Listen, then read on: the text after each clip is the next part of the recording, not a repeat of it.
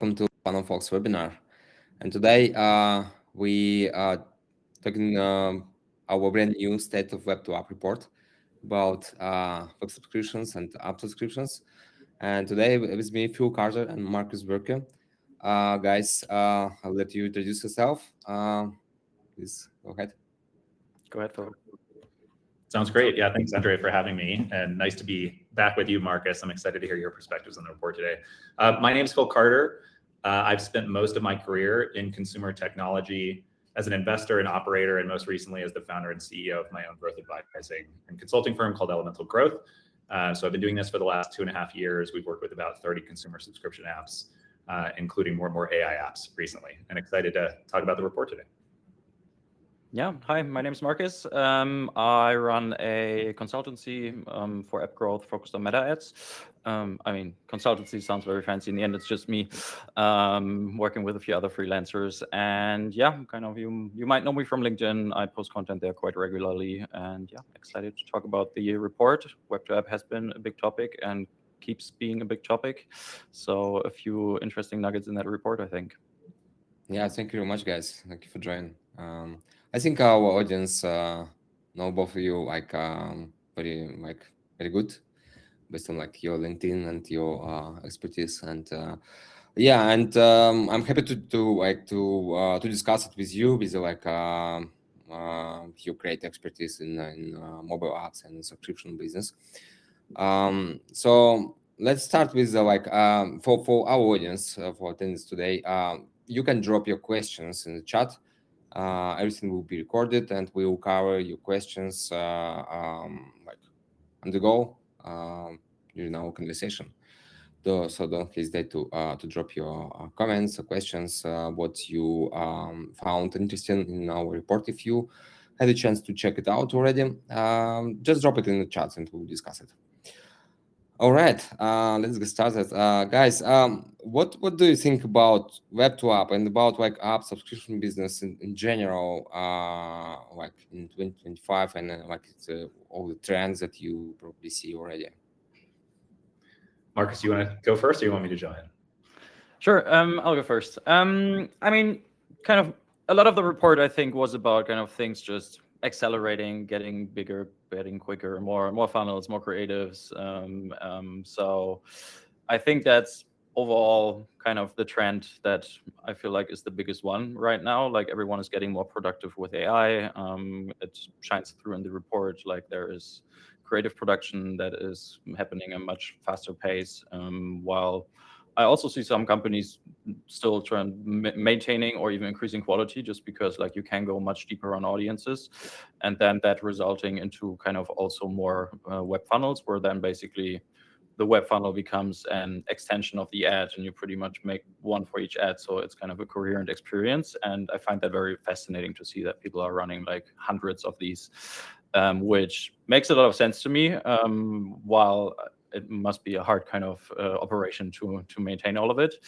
But that's definitely a very interesting use case for AI. I think I tend to use for creative productions, definitely my biggest use case as well, really trying to understand audiences on a deeper level than I used to, just because it gets much easier with LLMs and being able to really scrape a lot of user data in the end through Reddit user reviews and so on. And I'm getting pretty good results through it. So I'm sure that once you put some AI engineers on top, you can basically automatically set up tons of funnels. And yeah, I'd love to, if anyone is willing to show me how they're doing it, I'd love to have a look at that. Yeah. Thank you very much. I'll echo a lot of what Marcus said. I've been writing a bit recently on how AI is changing consumer subscription app growth playbooks. And for those who've read any of my content online, I talk a lot about this framework I call the subscription value loop, which is these 3 steps: value creation, value delivery, value capture. I haven't put all of this out there yet, but to really oversimplify it, on the value creation side, I feel like the number one thing that's happening is human attention spans are getting shorter and shorter, and that's been happening for decades. And at the same time, AI is accelerating the number of people and companies who can put new products out there every day. And so what that means is you have shorter and shorter window of opportunity to really wow new users and hook them into using your product at all, let alone paying for it. And so seeing some of the data in the report around more than 50% of users drop off after the very first screen in the onboarding experience just shows the degree to which you have to hook users quickly. And the good news is I think AI makes that easier and easier to do. On the value delivery side, you've got all these tools like VO3 and Suno and 11 Labs that are making it easier for creative marketing teams to spin up and iterate on creatives faster than ever. And then we talked a little bit about how creative is the new targeting, and especially with Andromeda now, more and more companies are finding that creative is really the only way to differentiate and get maximum paid ad efficiency. And I think there's another piece of that, which is AI is making hyper-personalization more and more possible. So it's not just ad creatives that are being tailored to individual users, it's onboarding flows and even the core product experience increasingly that's being tailored to individual users. And so we saw data about how the most sophisticated companies are using hundreds of different web-to-app funnels because they're targeting different users with different funnels to line up with different ads. And then the last one is value capture, which relates to monetization strategy. And this is probably where the report was leanest for good reason, because we're focusing primarily on onboarding flows. But on the monetization side, I actually think this is where some of the most profound changes are happening, because the underlying costs of using LLMs to support AI features are non-trivial. So it used to be that the cost of supporting a marginal subscriber was next to zero. If you think about Duolingo or Strava or Spotify, their cost to serve a marginal user is next to nothing. But now with these AI companies, you have to pay for underlying compute. And so that means you have to be more thoughtful about how much money you're getting back for every user you're acquiring and what your unit economics look like. And where web app comes into that is if you're avoiding 30% app store fees, then it's much easier to have healthy unit economics, even with AI costs. So those are a few of my biggest observations.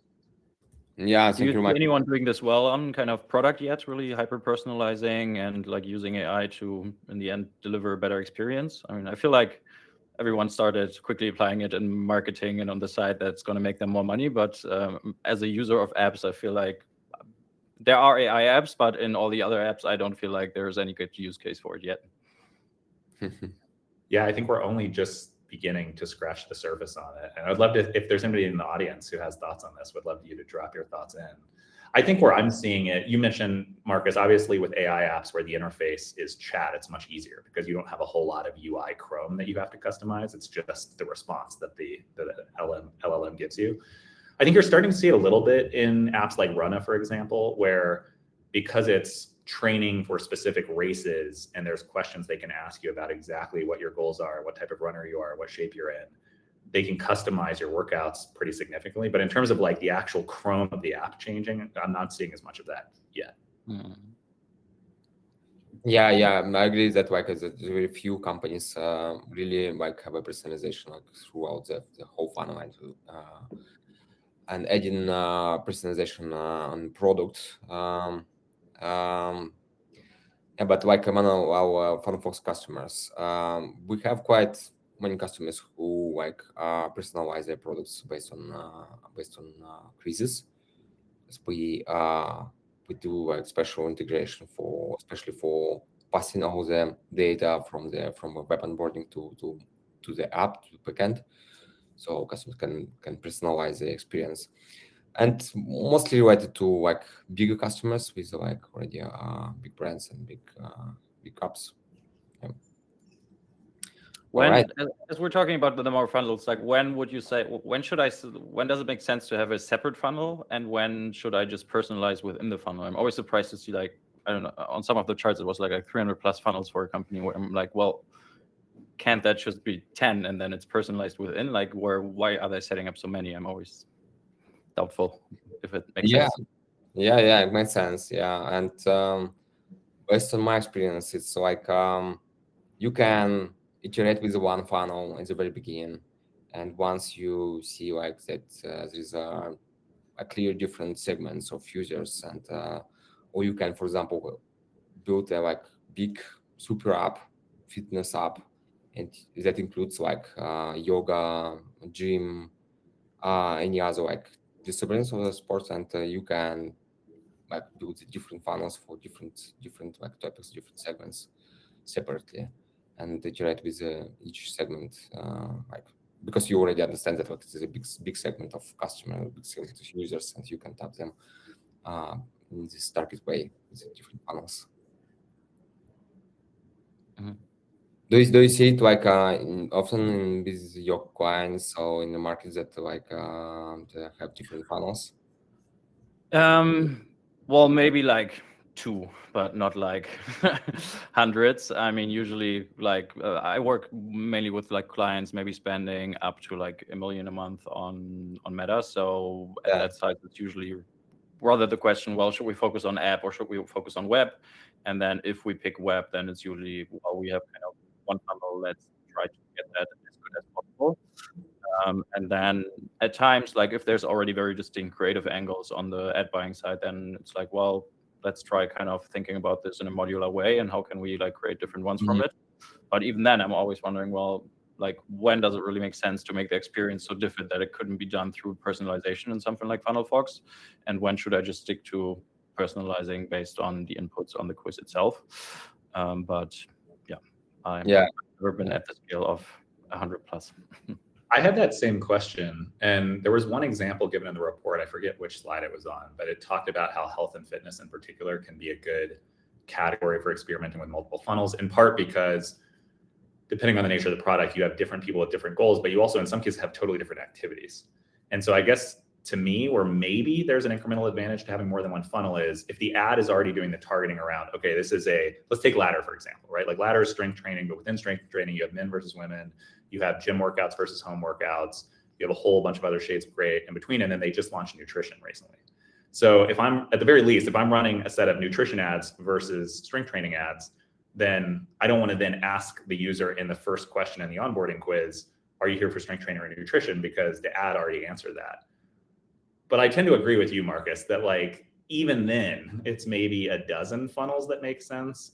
I would be very curious to see what some of these companies are doing with hundreds. Not to say that it can't be valuable, but it may be overcomplicating things sometimes.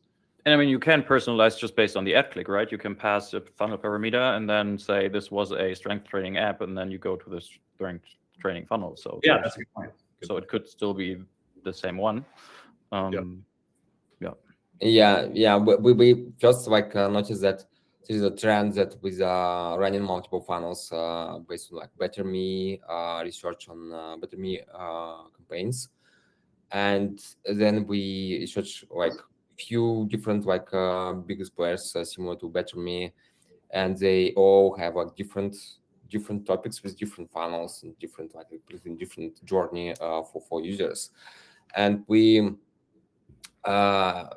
It was interesting to look at the numbers at among our FunnelFox customers, and we, in addition to that, we knew that the more our customers iterate with the funnels, even if it's the same topic, it's the same funnel, but just iterate the visual experiments and they improving the whole flow.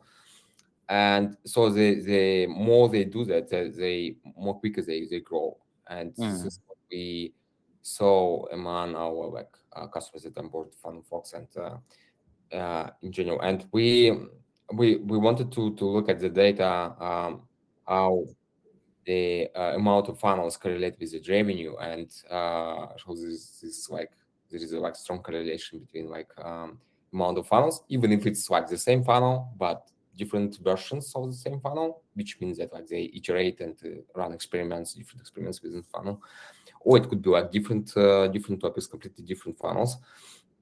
But like the more the funnel they have, the more revenue they generate. So I'm going to share this my screen for a second to show you this graph. Yeah, this is like the chart that shows this is a 4 quartile that's of revenue, and as you can see, the top performer has like more than 100 funnels or iterations or versions of the same funnel, which means that they iterate quickly with different iterations. Yeah. Which I guess is also a bit of a self-fulfilling prophecy, because if you have more revenue, you probably have more people working on this, so you have the capacity of actually having more funnels. Yeah, probably probably that as well. Yeah, that's true. Okay, we have questions in the chat. Michael asks, based on what factors do you decide whether to run a Web2App campaign versus a standard app promotion campaign? I mean, from my perspective, in the end, it really depends on like how you're set up internally and what your app vertical is. Like if there is like very strong cases already of others that have cracked this within your web vertical, that of course means you have a pretty good chance of doing the same, and you will have very good inspiration that you can kind of start with. And then also kind of what's the skill set of your team. Like in the end, like if you like running a web funnel is just a little bit more complex just to kick things off. So you will either need a third-party solution like FunnelFox, or you have to kind of have front-end developers that can do the web development. I mean, it's all getting easier with AI as well. But in the end, you'll have to look at, well, in the end, who can be working on this? What's going to be the resources? For some companies, it makes a ton of sense. I've seen some companies that started on web, and for them, it was a very good choice because in the end, it kind of decoupled product from marketing and conversion. Like marketing could kind of do all their stuff just on the funnel for trying to like finding out how to sell the product without being restricted in any way by product. While if all of this has to happen in app onboarding, you usually have to kind of share resources with your app development team. So kind of if it feels like, well, we want to give marketing the chance of doing their thing, figuring it out, while product stays product and focused on the core experience, that can be a very good way of starting it. For some other companies, it doesn't make it as much sense. Yeah, if you feel like, well, you can't find anyone in your vertical that is doing this for yet on the web, then maybe app promotion is the easier one for you to start with. Yeah, and to build on that, I think the report did a really nice job of highlighting some of the obvious advantages to web to app. So there's the fact that you can iterate faster because you don't need a new app release cycle. And so it talked about how product teams or even just marketing teams, if they're using FunnelFox, can, without a code change, just go in and change the onboarding experience. So that's a huge advantage. I think another one is more deterministic data that you can pass back to the ad networks, which improves paid ad efficiency. I feel like the gap there has maybe reduced a little bit in the last couple of years as companies have figured out how to get rid of around some of the ATT and scan restrictions, but it's still there. And then the third one is you avoid the app store fees if you can get somebody to actually start a trial or check out on web. And that could be massive if you're beyond $1 million of revenue a year and you're getting hit with 30% app store fees.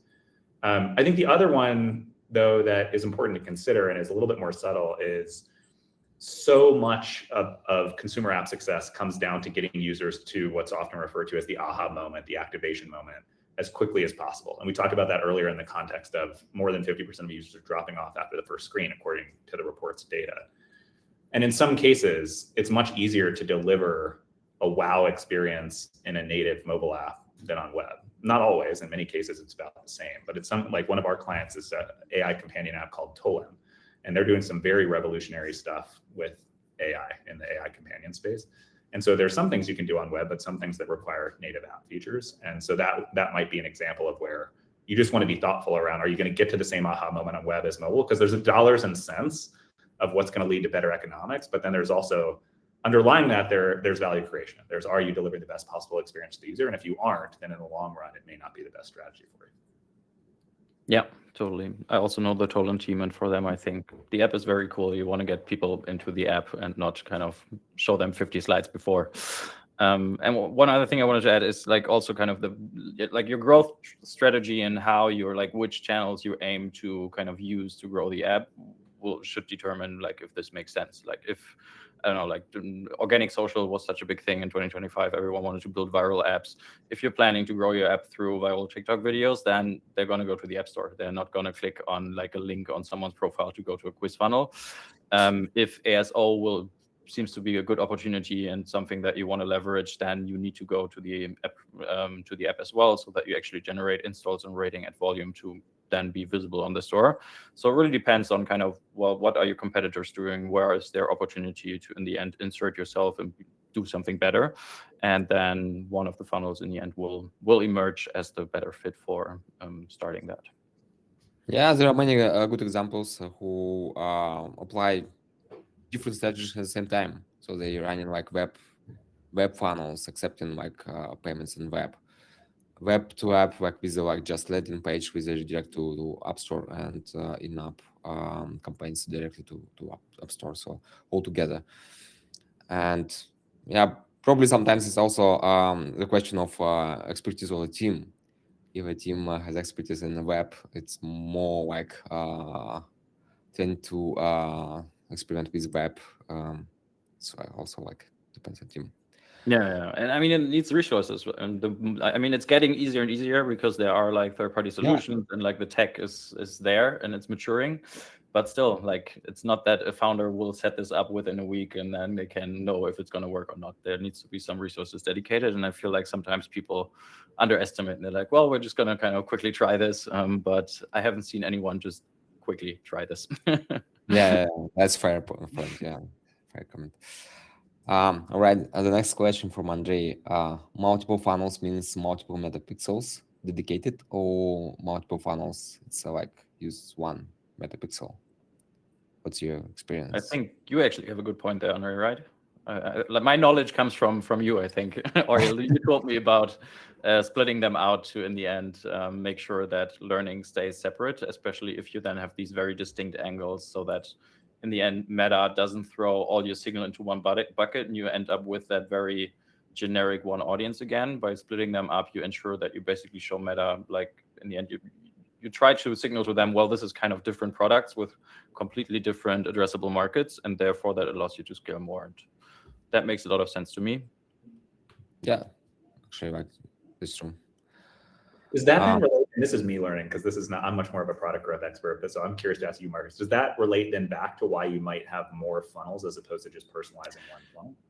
That would be kind of one case where you could say, yeah, like, as soon as you feel like, well, this audience is distinct enough, or like we feel like we can really grow this segment in it itself because it can be huge, then that would probably make sense to say, well, let's split it out, have the data separate. While of course there's also always the other way around, saying, well, we want to keep signal as consolidated as possible because then the Meta machine has enough to work with. Yeah. So in the end, yeah, I mean, I guess when you're at the scale, when you're debating between 100 or 300 funnels, then you don't really care about signal anymore. Then you have enough of it. It's easier. Oh yeah, it's easier. You have a lot of options. Yeah, there's one more hack that you can use. Go ahead. Sorry. Yeah. You can basically use like 2 pixels. One, you can have like general pixel that like optimize for general on your audience, and you can start your like funnel on this general pixel and start getting like some conversions and optimize another second pixel, especially for this audience, and then switch this pixel. It's for bigger players, like when you have a lot of traffic, a lot of funnels. Well, and to me, this goes back to the correlation versus causation thing on more funnels, more revenue, because there's the point Marcus brought up, which is you have to be a certain size company to have enough resources to be able to build enough funnels. But there's also the economy around signal with data. And if you aren't a large enough company, then even if you, in theory, had the resources to create multiple funnels, you might not want to because you don't have enough volume to be able to train multiple pixels and multiple funnels. And so you're forced to keep it simple.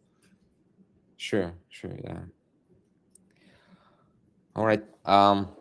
Let's cover the other questions as well. Arkan asks, how should we position our mental model while building a web onboarding versus app onboardings? Phil, you want to take that? Or... I guess I'm curious if Orkin wants to either chime in or drop more. When you say mental model, I guess is the question here just, does it go back to when to build a web onboarding versus app onboarding funnel, or is there something else you're getting at with mental model? To me, it sounds a bit like kind of what's the difference in the end when building an app onboarding versus a web onboarding. And to me, the biggest difference is that kind of there isn't the step where the app store in the end pre-qualifies traffic. So anyone will land in that funnel, which means you have a whole lot of opportunity because you can bring that kind of conversion from first to second slide to 80% if you're kind of very kind of good at it and you're in the end talking very personalized to that audience that you've driven to the through the ad.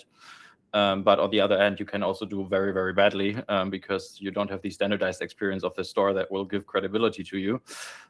So to me, that in the end creates a whole lot of variance in like how well you can do, and it just needs kind of a little more skill, I would say. Like the store is very standardized, making sure that people trust you, you're credible, people know where to look, where the reviews are, where the ratings are. So even if you do a pretty bad job at your screenshots and your long description, install rates are going to be okay, I would say. While then, on the other hand, you also can do exceptionally well because everything is standardized. It's hard to stand out. On the web, you can do anything, meaning you can do very bad or you can do pretty good. Yeah. That's a very good point. I think the other thing I would just bring back up, but we sort of covered it a bit earlier, is if on one extreme end of the spectrum, you have a product like Noom or Ladder, which we were talking about earlier, where there's a whole range of different use cases that you might use the product for, or different skill levels, then it makes sense to lead with an onboarding quiz. And onboarding quizzes are very well suited to web funnels because there are only so many ways to screw them up. So you've sort of limited your downside that Marcus just referred to. And you get all sorts of additional upside because you have these questions that you're getting answers to. You can send 100% of that data in terms of the answers to those questions back to the ad networks, and that can make you much more efficient in terms of ad spend without sub-optimizing the first-time user experience. Ladder has a great podcast with the CEO, Greg Stewart, where he talks about how they connected individual strength trainers on TikTok or now Instagram with a link in bio to a web-based onboarding flow with a very detailed onboarding quiz. And they built a predicted LTV model, a PLTV model that could predict the value of every individual user based off of their responses to those questions. So it became this extremely efficient machine. But I still go back to, if that's not the right first-time experience to give to a user, you still shouldn't do it. And on the other end of that spectrum, we talked about Tolan, but think about a lot of other AI apps where they are more personalized because they're a chat-based interface. And the wow factor of getting the user to the product is much more important than having them answer a whole bunch of questions. Like in those cases, you want to be on the other end of the spectrum. Just get them into the app and let it demonstrate the value itself. And so think about like where on that spectrum your product fits. And I think that has implications for which route you decide to go down as well. Yeah. Yeah. And I think like Tolan is a great example because really people are aware that the app is kind of the product and you want the app because it's going to be kind of that like alien companion to you. While then for other apps, like they don't care like which medium it will be delivered to. Like if you want to lose weight, then you don't even care. Is it going to be an app? Is this going to be, am I going to be sent a PDF? Are they sending me food? I don't care. If you kind of make a big promise to me that I will lose weight and I don't need to do much for it, then I'm sold. And I think you have to consider that in the beginning. Like, is there even like, are people expecting an app and then maybe like sending them to the web, going through like a lot of hoops is not the right way? Well, in the end, if your app is rather in the end tapping into like a big outcome, promise, desire that people have without being constrained to one medium, then the web makes a lot more sense because in the end, you can really explore that pain point and then by the end tell them, well, an app is going to be the medium we deliver it through. Yeah, thank you guys. All right. We have quite more questions in the chat. It's good. Ben asks, what's your opinion about Web2App, like with the rejection to the App Store? We didn't cover that in our report. I was wondering if kind of that would be part of your kind of predictions where you say, well, there's X many funnels. Like, would you sort out any MMP, like deep links from that if they're used in web campaigns? Yeah. So we count only like web funnels, like with the web Okay. page, not like landing pages only. Would be interesting to put that in there for next time to see how many people are using that because it's becoming pretty popular. Yeah. We definitely will add it as well to our reports, and it's quite difficult to monitor them and like to research them because like it's not easy to scrub all these campaigns and distinct like this is a like web funnel and this is a web landing page. I can imagine, yeah.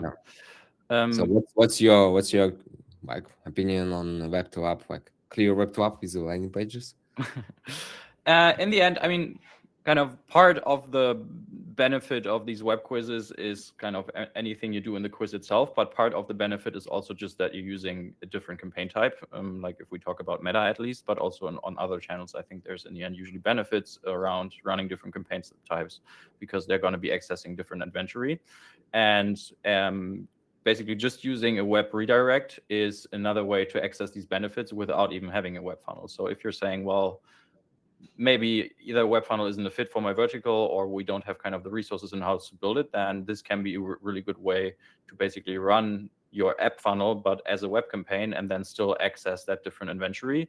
And for many apps, they tap into more relevant inventory because usually these campaigns are skewing a bit older.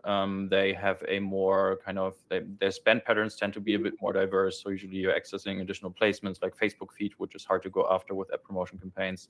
So I would definitely say that's something you should test in the early days of kind of setting up. If you say kind of app promotion or like the app funnel is the way to go for us, then I would definitely test both campaign types, just because for many this is a big unlock and like a bigger one than finding the next creative hit.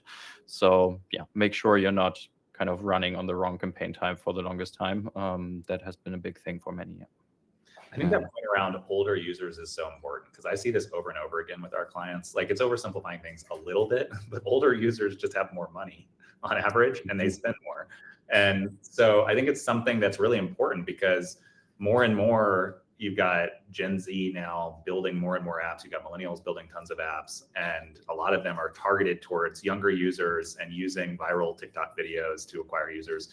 But if none of those users are ever going to spend a dime on your subscription, you still don't have a business. And so you've got to thread the needle between, like, we've had clients who've been really successful building the top of the funnel through TikTok and getting younger Gen Z audiences to really evangelize for them. But then it still ends up being the 20 and 30 somethings who actually are their biggest and most monetizable subscriber audiences. Yeah, I think in the end, I don't know, like sometimes people like tell me that it comes across like I'm telling them never to like target young people. And it's like, well, in the end, I wouldn't say they're necessarily a worse audience, but they have lower purchase power. That means if you want to go after them, you have to price for them. And that means you will be cutting your LTV on older audiences usually, because most apps only present one price in the app, or like have 3 SKUs, but they're not kind of personalized based on age. And then kind of, I've seen apps kind of scaling very well. I've worked with Cal.ai last year. Like, they have a super low price point. They go after like that audience 15 to 25, and it works well for them at like $20 a year. That's what you can charge someone at that age. But that also means they're of course going to be limiting themselves when it comes to older audiences, because they have higher CPMs. And if you want to purchase them, you have to also charge them more to make up for it. So in the end, I wouldn't say young is always bad, but I see the mismatch that many charge at like 40, 50, $60 a year. That's kind of what the usual kind of subscription apps take for their yearly, and then try to push everyone into that. And then the app promotion algorithm on Meta ends up targeting young people, which just aren't a great fit for this. And that's where it then doesn't work out. That brings up a couple other points I'd add, which is, if your marginal cost to serve a subscriber is close to zero, then being thoughtful around strategic discounts and potentially offering users who fit into certain demographics lower prices. Now, you got to be careful, because there are certain restrictions on that. But if you base it off of activity, and activity is correlated with age, then that's a way that you could better align your pricing with younger users who just have less ability to pay. And then another one is sort of at the end of the funnel, making sure that you're offering alternative payment methods or APMs for younger users who literally may not have a credit card, right? And so, like, can you offer PayPal? Can you offer Venmo? Can you offer other ways of paying for the product or service? Or in EdTech, a common tactic is build a parent pay flow, so that the parent can actually pay on the student's behalf. Yeah, good point. Yeah, it's true. Yeah, I think like web funnels are actually like, or it's like that diversification of then also saying, well, we're gonna run app promotion, and the app funnel we're gonna run web, also makes a lot of sense to me, because then you can basically serve both. And the app funnel by design is always going to be your kind of catch all, a little bit more generic, because there's going to be App Store search coming into that. Anyone that comes in view through after just seeing an ad or seeing kind of organic video, they're always going to look you up on the App Store, and that's where they're going to go. So it's a bit harder to control what that traffic consists of, while in Web2App funnel is highly targeted. Like, you can decide where to put it. You can have 300 different ones for 300 different creatives. So there you can then control, well, what pricing are we going to show those like more premium audiences if you're that these are the ones you're directing there.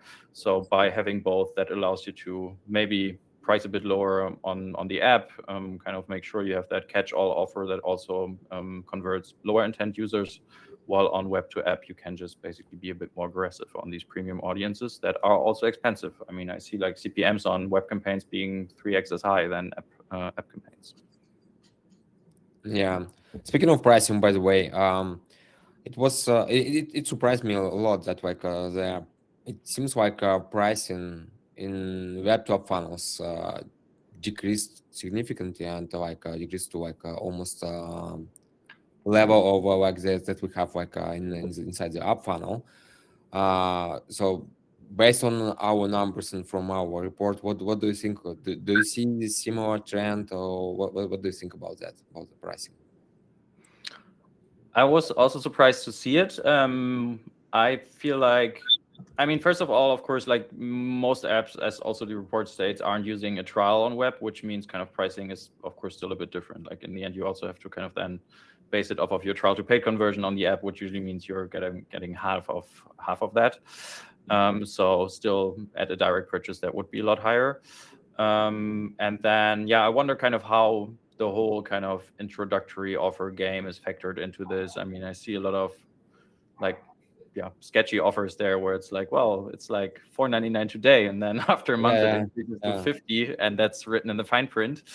So I feel like, yeah, there's also like some players are definitely hurting kind of how people perceive for subscriptions again, because they're doing these shady techniques that in the end Apple has prevented them to do, and now on the web it's the Wild West again.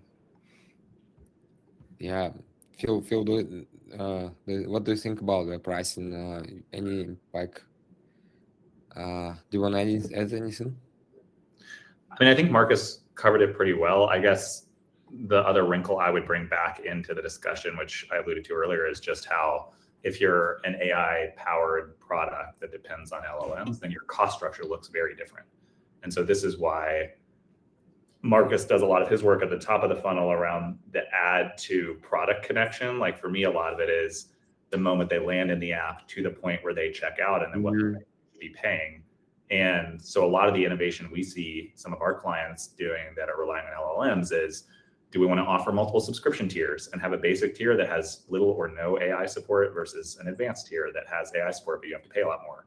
Or do we want to actually use AI credits in addition to a subscription, so that even if you're on a subscription, if you're a user and you use it beyond a certain point, you have to pay for additional credits to continue to access the service, because otherwise the whales can end up being unprofitable, which is kind of ironic. Like the best users can be the worst in terms of impacting the business's profitability.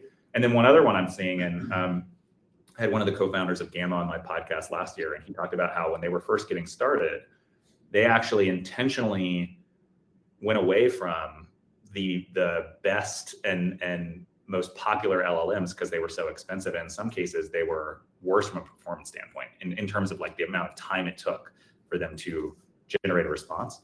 And so they used a variety of tools to find long tail LLMs that were cheaper and faster, even if it meant sacrificing some degree of quality in terms of the output. Because when you netted it all together, it was much more profitable, it was faster, and the output was still good enough for the user to be very satisfied. Yeah, that's actually it's a good model to sell subscription and to like sell additional like credits for LLMs, and it's kind of like combination of like subscription model and gaming model, so you can upsell something like additionally consumable purchases. Yeah, it's good. And I think Steve P. Young made a pretty good point in your report as well, that in the end, your price will always, like, it's not just a lever for revenue, it's also a lever for conversion. So I would assume that kind of as this whole thing matures and grows, the big companies are like spending most of their budget on these funnels when they see them working. You kind of try to scale, and usually that would mean, well, I'm fine with bringing down kind of my margins a bit because I know I can increase conversion rate more and in the end convert a bigger market.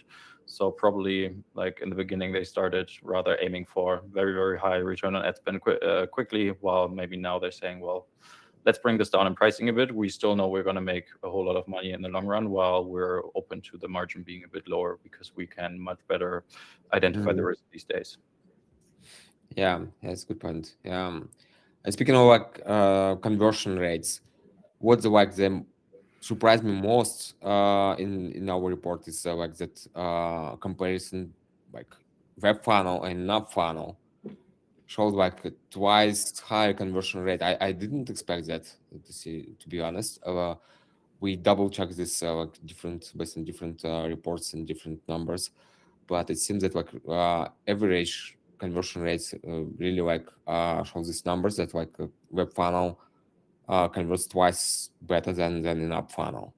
What do you think about that? Is it like was it surprise for you, or what's your reaction on that? This was definitely a surprise to me, and not so much that web funnels converted better, but that it was a full 2x difference. Mm-hmm. And I'm very curious to understand what some of the drivers are of that. My guess is there are a number of drivers that are influencing it.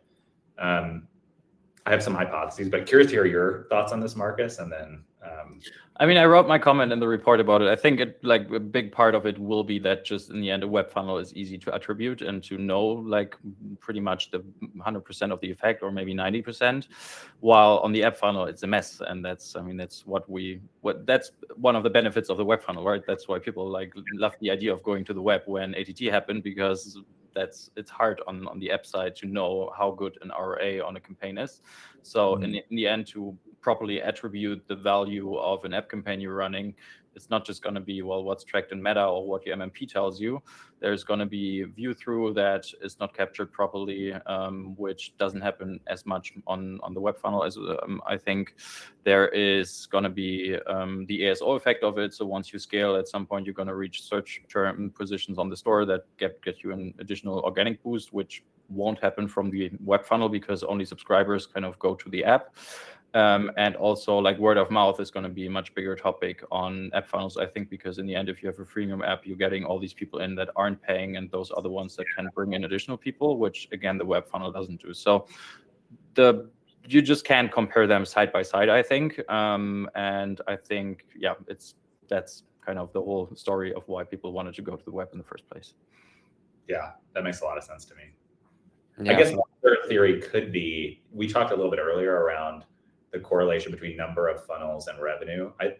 I would imagine there's some correlation in terms of larger, more sophisticated companies doing web to app a bit more than, solo indie developers in general. And if that's true, that could also affect conversion rates, because you have this obviously the long tail is not driving the vast majority of app installs and subscriber purchases, but in the aggregate, it can still influence things. And if it's all unsophisticated companies that aren't using web to app funnels, then that would negatively impact app funnel conversion rates relative to web. Yeah. And I think in the end, you also always have to like lay over like the audience that is coming here. And as said, kind of your app funnel is going to be your catch-all, lower intent, a little bit of everything traffic, while the web funnel can be highly targeted. So in the end, I would suppose it should always look better, and you're also going to be paying higher CPM. So a higher conversion rate also doesn't necessarily mean it's more profitable. It just shows that you're sending better traffic into this. And yeah, I think that kind of makes a lot of sense to me. Yeah, but totally agree that like I think the main benefit of web funnel is like attribution, so you can optimize the campaign and like you can optimize the whole funnel easily with this whole attribution.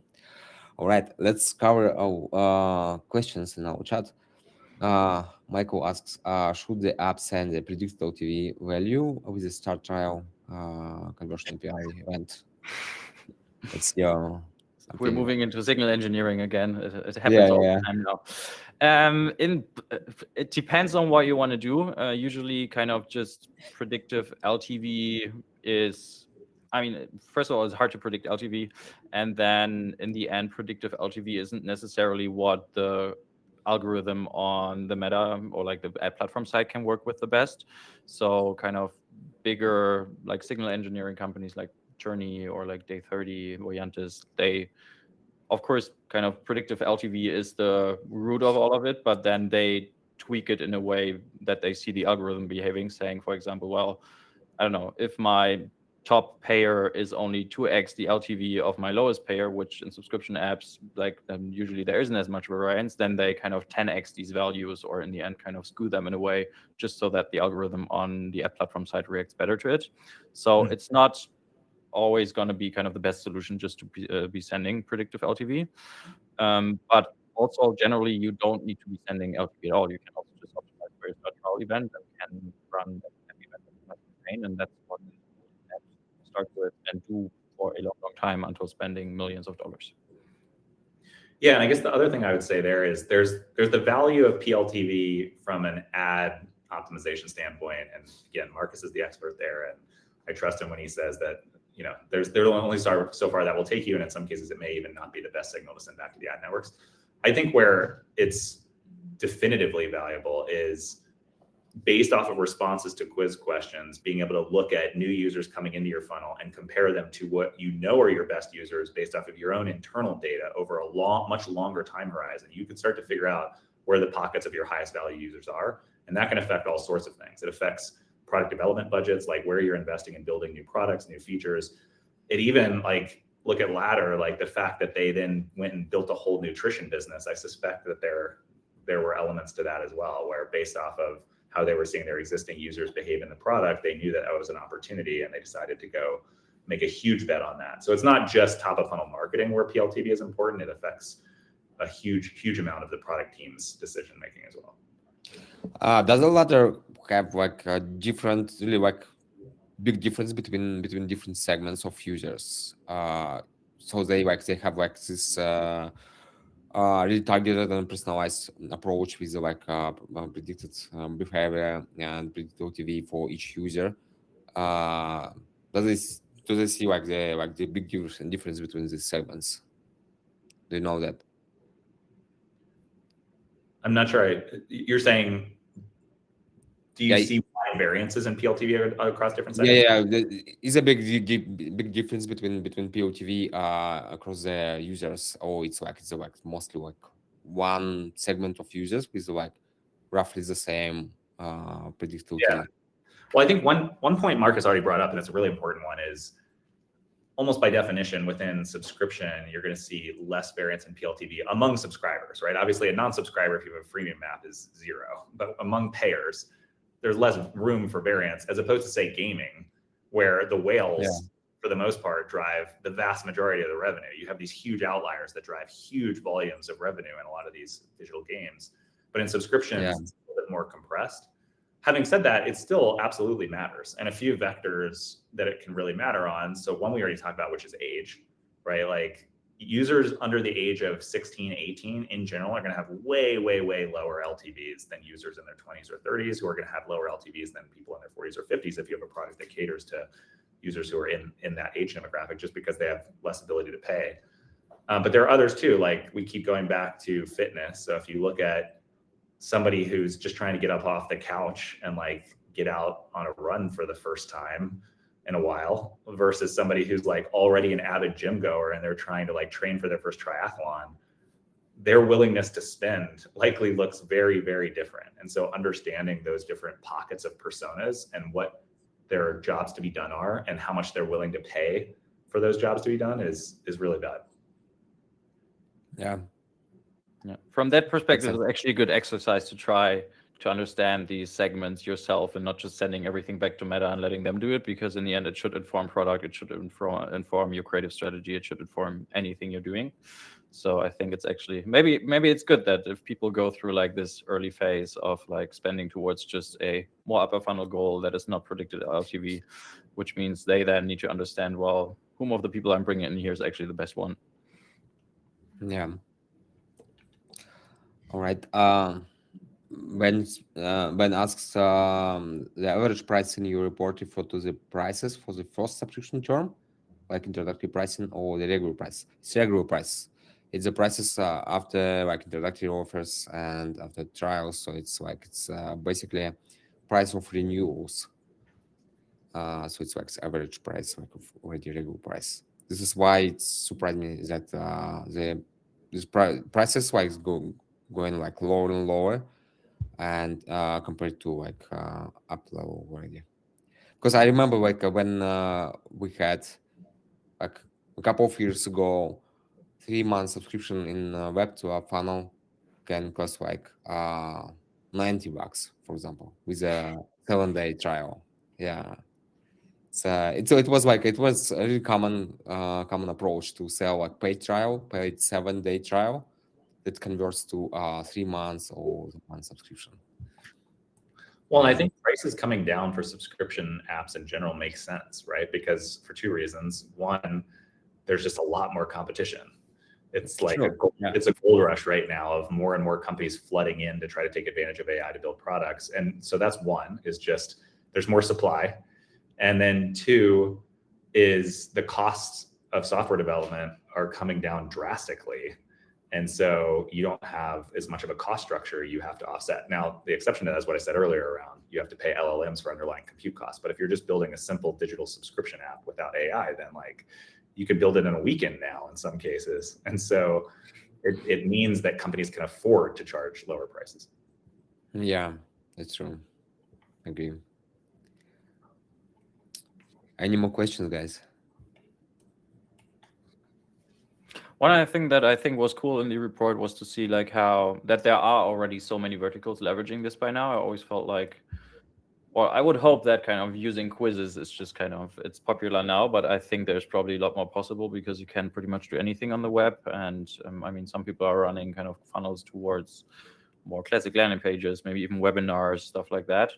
Then there's this whole like App Store redirect thing, but I'm sure you can do more on web. And I would like hope that we're seeing kind of cool new acquisition tactics approaching as also these additional verticals enter the sector. And I don't know, like for example, I worked with like finance apps before, and for them, App Store install rates are just terribly low because people know, well, they get redirected to the store, they see there's a finance app, they know what's coming, there's going to be KYC, I'm going to probably have to call someone, show my ID.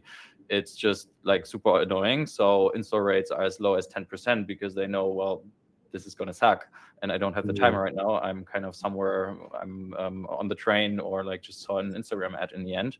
So I think for these companies, it's just like can be super valuable if they explore, well, how can we create this first touch point, deliver some value, like bring them into our universe. And then in the end, the app is only that medium that you give to them at a later stage so that you in the end don't have to deal with 10% install rates, but can actually create an experience for a broader market.